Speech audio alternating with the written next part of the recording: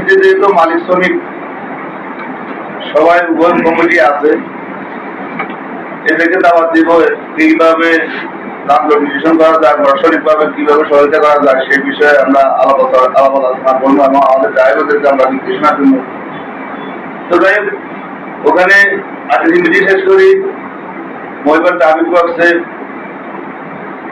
আমাদের police super মহোদয় সহ মালিক সমিতি নেতৃবৃন্দ, আমি 45 মালিক সমিতি দেখছি, পূর্ণাঙ্গ কোনো মালিক সমিতি দেখি নাই, সব পাওয়া না তারা দেখছি। ওখানে মিটিং শেষ করার পরে আমরা একটা স্ট্যাটাস দেখতে পাচ্ছি যে মোবাইলে যে শ্রমিক ইউনিয়নের নেতা ইয়াদিন আরাবতের, আমরা কি এরকম কোন নেতার নাম শুনছেন? নাম শুনছেন কোন নেতা আছে এরকম? বর্তমান কমিটি কমিটি থাকা সত্ত্বেও যদি এরকম একটা ভুয়া নেতার নাম যদি একসাথে আসে, পুলিশ প্রশাসনের না আসে বা পত্রিকাটা আসে, তাইলে আমরা এটার প্রতি কি তীব্র নিবেদন হতে পারি না? তীব্র নিবেদনের প্রতিবাদ জানাইছে নেতা নাই, এই ভুয়া নেতা পরিচয়কারী বিভিন্ন জায়গাতে নেতা পরিচয় দেয়। আমরা 435-এর সমিতি ইউনিয়নের পূর্ণ কমিটি এখনো আমরা আছি। আমরা থাকা সত্ত্বেও আমাদের বহিরাগত যে কখনো শ্রমিক নয়, অশ্রমিক থেকে আমাদের এখানে সদস্যরা অপমান পাওয়ার পরে সে নিজে নেতা দাবি করে।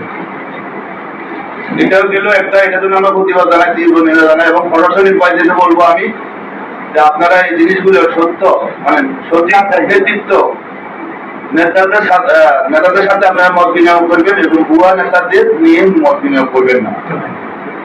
দ্বিতীয়তে আজকে আরেকটা পেয়েছি, ওই একই লোক ইয়াদিন আরাবত দেলু, আমাদের সাবেক সভাপতির ছেলে, উনি এটা অ্যাসুরেন্স দিয়েছে যে আমাদের বর্তমান কমিটি নাকি 11 জানুয়ারিতে বিলুপ্ত হয়ে গেছে। আমি একটি কথা বলবো যে এই ধরনের হাস্যকর বিষয় বা হাস্যকর কথা বা অবাঞ্ছবিক কথা না বললে ভালো, কারণ ওনার বাবাও কিন্তু দীর্ঘদিন এই সংগঠনের নেতৃত্ব দিয়ে গেছে। এই সংগঠনের সাংগঠনিক যে গঠনতন্ত্র আছে, এটা শুধু খালি ফেনী জেলার জন্য না, সারা বাংলাদেশের জন্য, সকল জায়গার জন্য, সকল সরকারি কোন বেসরকারি কোন সকল দপ্তরের জন্য একই নিয়ম। পরবর্তী নির্বাচন না হওয়া পর্যন্ত যে ক্ষমতা না আসবে তাদের ক্ষমতা বুঝে না দেওয়া পর্যন্ত মানে পূর্ণাঙ্গ কমিটি আগের কমিটি দেওয়া বল থাকবে। কিন্তু সেটা কিন্তু জেনে না বলে উনি কিন্তু যেভাবে মন করা মতো একটা দিয়ে যাচ্ছে, তার বিরুদ্ধে কিন্তু আমরা প্রতিবাদ জানাই। ঠিক আছে,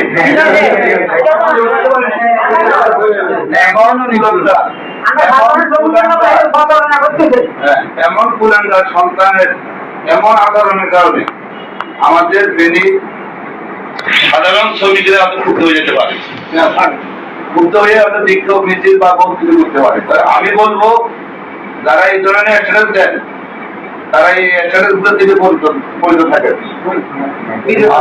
থাকেন, না এলে কিন্তু এর পরিণাম ভালো হবে।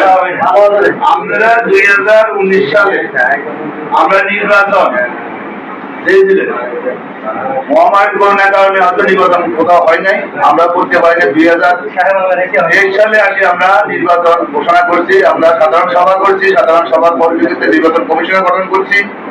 সেই নির্বাচন কমিশনাররা নিষ্ঠার সাথে তারা নির্বাচন পরিচালনা করতে ভাইয়া তারা অনেক দূর এগিয়ে গেছে।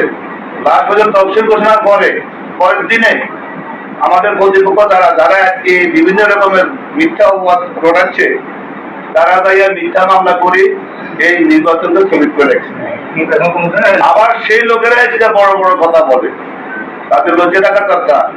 তারা কেন এই ধরনের লজ্জাবিহীন মানে নির্লজ্জাবিহীন লোক কিভাবে কথা বলে, যাদের সমর্থন নাই, যাদের প্রতি শ্রমিকের কোনো আস্থা এবং বিশ্বাস নাই, তাদের প্রতি আস্থা এবং বিশ্বাস থাকতো, তাদের প্রতি সমর্থন থাকতো, তারা কিন্তু নির্বাচন থেকে পিছনে হতো না।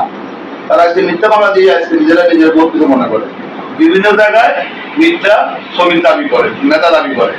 তো আমি ফেনীর সকল জনসাধারণ থেকে শুরু করি, সকল প্রশাসনিক থেকে শুরু করি, সকল দপ্তরকে আমি অনুরোধ করব যে আপনারা প্রতি আউটে যে কমিটি আছে ওই কমিটি যারা বর্তমান কমিটিতে আছে তারাই কিন্তু বল আছে, তাদেরকে কিন্তু আপনারা গুরুত্ব দিবেন এবং ভুয়া নামে কোন নেতাকে আপনারা গুরুত্ব দিবেন না। তো সে কথা দুঃখজনক বিষয় হলো যে এই ছেলের যদি লজ্জাশরম থাকতো তাহলে এই ধরনের কথা আচরণ করতে পারতো না। তো ধন্যবাদ সবাইকে, আপনারা সবাই বোঝার জন্য। আমি আমার বক্তব্য আপনাদের সামনে তুলে রাখলাম। আপনারা সজাগ থাকবেন। এই প্রতারণা, এই প্রতারক, এই মিথ্যা, এই অনেতা হইয়া নেতা দাবি করাকে আমরা প্রতিহত করতে হবে যাদের অবস্থান থেকে। ধন্যবাদ সবাইকে।